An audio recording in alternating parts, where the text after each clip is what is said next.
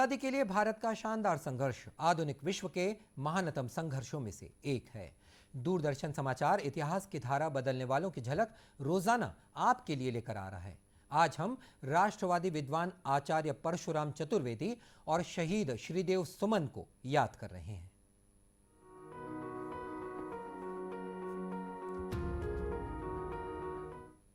आज की कड़ी में हम राष्ट्रवादी विद्वान आचार्य परशुराम चतुर्वेदी का स्मरण कर रहे हैं। उनका जन्म 25 जुलाई 1894 को उत्तर प्रदेश के बलिया जिले के जवाही गांव में हुआ था। उन्हें संत परंपरा का सर्वाधिक आधिकारिक और स्वीकृत विद्वान माना जाता है। उन्होंने उस समय में भारतीय सभ्यतागत लोकाचार को पुनर्जीवित करने में मदद की, जब देश ब्रिटिश साम्राज्यवादी शासन से लड़ रहा था।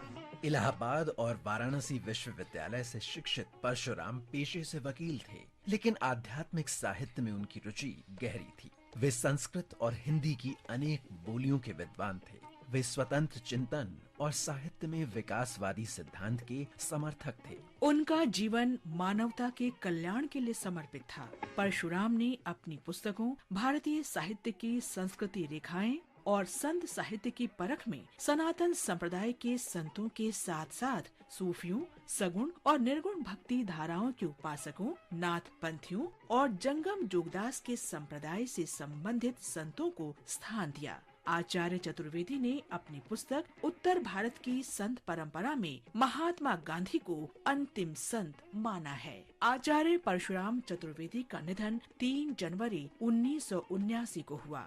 महान भारतीय को नमन। हम शहीद श्रीदेव सुमन का भी स्मरण कर रहे हैं। उनका जन्म 15 मई 1915 को उत्तराखंड के टिहरी गढ़वाल में हुआ था। श्रीदेव सुमन ने 1930 के नमक सत्याग्रह में सक्रिय रूप से भाग लिया।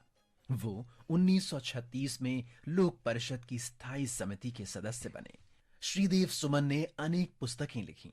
उन्होंने टिहरी गढ़वाल राज्य के सामाजिक राजनीतिक मुद्दों पर भी लिखा था।